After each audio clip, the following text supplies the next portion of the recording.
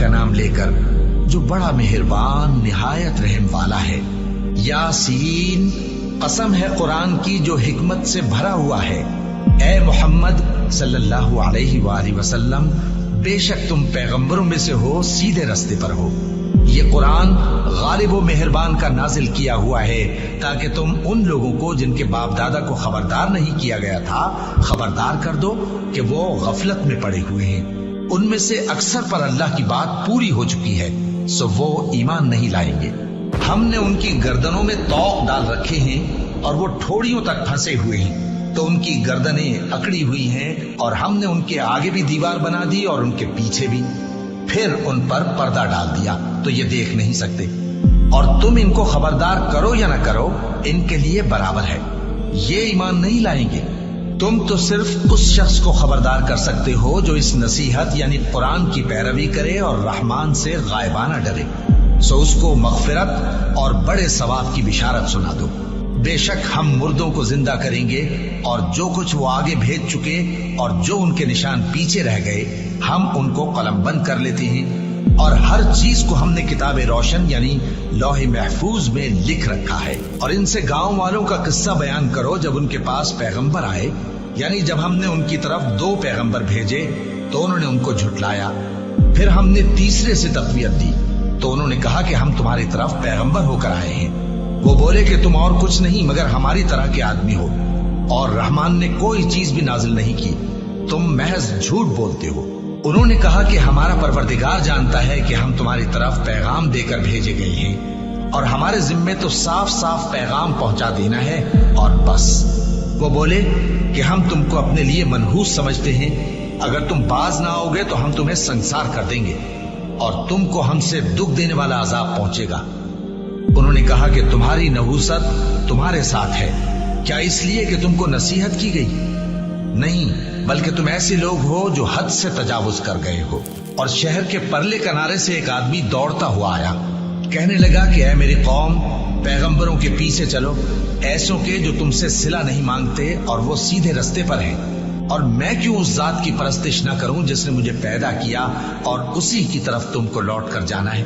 क्या मैं उसको छोड़कर औरों को माबूद बनाऊं कि अगर रहमान मुझे नुकसान पहुंचाना चाहे तो उनकी सिफारिश मुझे कुछ भी फायदा न दे सके और न वो मुझे छुड़ा ही सके?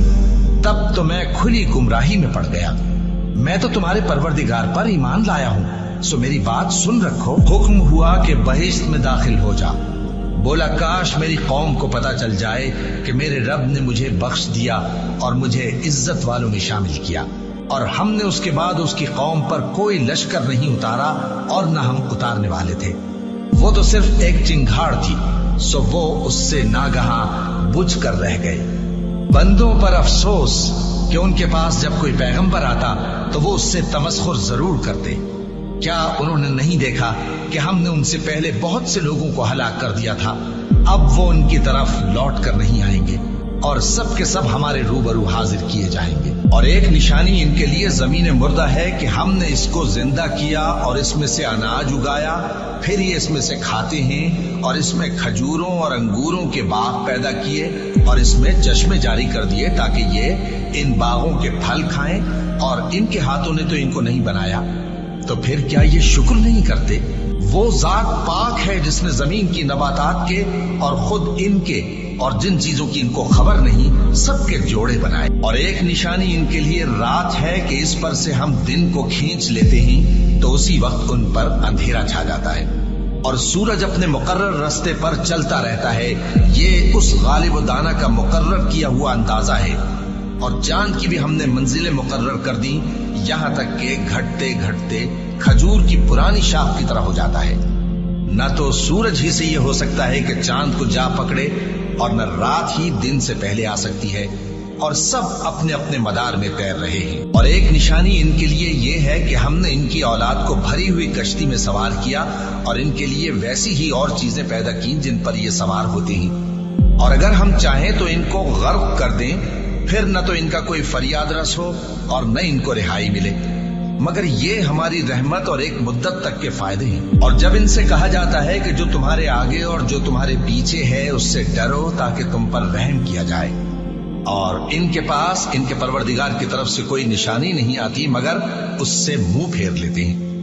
اور جب ان سے کہا جاتا ہے کہ جو رزق اللہ نے تم کو دیا ہے اس میں سے خرچ کرو، تو کافر مومنوں کے متعلق کہتے ہیں کہ بھلا ہم ان لوگوں کو کھانا کھلائیں جن کو اگر اللہ چاہتا تو خود کھلا دیتا، تم تو کھلی گمراہی میں ہو۔ اور کہتے ہیں اگر تم سچ کہتے ہو تو بتاؤ یہ وعدہ کب پورا ہوگا؟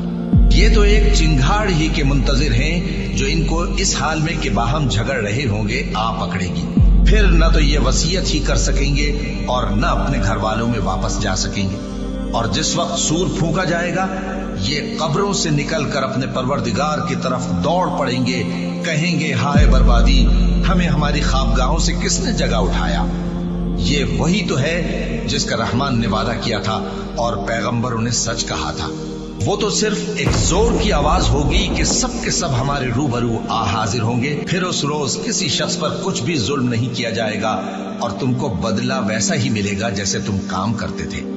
اہل جنت اس روز عیش و نشاط کے مشغلے میں خوش ہوں گے، وہ بھی اور ان کی بیویاں بھی سایوں میں تختوں پر تکیے لگائے بیٹھے ہوں گے، وہاں ان کے لیے میوے ہوں گے اور جو وہ منگوائیں گے ان کو ملے گا۔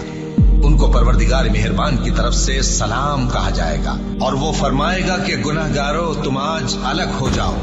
اے آدم کی اولاد، کیا میں نے تم سے کہہ نہیں دیا تھا کہ شیطان کو نہ پوجنا، وہ تمہارا کھلا دشمن ہے، اور یہ کہ میری ہی عبادت کرنا یہی سیدھا رستہ ہے؟ اور اس نے تم میں سے بہت سی خلقت کو گمراہ کر دیا تھا، تو کیا تم سمجھتے نہیں تھے؟ یہی وہ جہنم ہے جس کے تمہیں دھمکی دی جاتی تھی، جو تم کفر کرتے رہے ہو اس کے بدلے آج اس میں داخل ہو جاؤ۔ آج ہم ان کے منہوں پر مہر لگا دیں گے اور جو کچھ یہ کرتے رہے تھے ان کے ہاتھ ہم سے بیان کر دیں گے اور ان کے پاؤں اس کی گواہی دیں گے، اور اگر ہم چاہیں تو ان کی آنکھوں کو مٹا کر اندھا کر دیں، پھر یہ رستے کو دوڑیں تو کہاں سے دیکھ سکیں گے؟ اور اگر ہم چاہیں تو ان کی جگہ پر ان کی صورتیں بدل دیں، پھر وہاں سے وہ نہ آگے جا سکیں اور نہ پیچھے لوٹ سکیں۔ اور جس کو ہم بڑی عمر دیتے ہیں تو اسے تخلیق میں اوندھا دیتے ہیں، یعنی اسے بچپن کی کمزوری والی حالت کی طرف لوٹا دیتے ہیں۔ تو کیا یہ سمجھتے نہیں؟ اور ہم نے ان کو یعنی اپنے پیغمبر صلی اللہ علیہ وآلہ وسلم کو شعر گوئی نہیں سکھائی، اور نہ وہ ان کو شایع ہی ہے، یہ تو محض نصیحت ہے اور صاف صاف قرآن ہے، تاکہ اس شخص کو جو زندہ ہو خبردار کرے اور کافروں پر بات پوری ہو جائے۔ کیا انہوں نے نہیں دیکھا کہ جو چیزیں ہم نے اپنے ہاتھوں سے بنائی ان میں سے ہم نے ان کے لیے مویشی پیدا کر دیے اور یہ ان کے مالک ہیں، اور ان کو ان کے قابو میں کر دیا تو کوئی تو ان میں سے ان کی سواری ہے اور کسی کو یہ کھاتے ہیں، اور ان میں ان کے لیے اور فائدے اور پینے کی چیزیں ہیں، تو کیا یہ شکر نہیں کرتے؟ اور انہوں نے اللہ کے سوا اور معبود بنا لیے ہیں کہ شاید ان سے ان کو مدد پہنچے، مگر وہ ان کی مدد کی ہرگز طاقت نہیں رکھتے، اور وہ ان کی فوج بنا کر حاضر کیے جائیں گے تو ان کی باتیں تمہیں غمناک نہ کر دیں۔ یہ جو کچھ چھپاتے اور جو کچھ ظاہر کرتے ہیں ہمیں سب معلوم ہے۔ کیا انسان نے نہیں دیکھا کہ ہم نے اس کو نطفے سے پیدا کیا، پھر وہ تڑاک پڑاک جھگڑنے لگا اور ہمارے بارے میں مثالیں بیان کرنے لگا اور اپنی پیدائش کو بھول گیا، کہنے لگا کہ جب ہڈیاں بوسیدہ ہو جائیں گی تو ان کو کون زندہ کرے گا؟ کہہ دو کہ ان کو وہ زندہ کرے گا جس نے ان کو پہلی بار پیدا کیا تھا، اور وہ ہر طرح کی تخلیق کو جانتا ہے، وہی جس نے تمہارے لیے سبز درخت سے آگ پیدا کی، پھر تم اس کی ٹہنیوں کو رگڑ کر ان سے آگ نکالتے ہو۔ بھلا جس نے آسمانوں اور زمین کو پیدا کیا، کیا وہ اس بات پر قادر نہیں کہ ان کو پھر ویسے ہی پیدا کر دے؟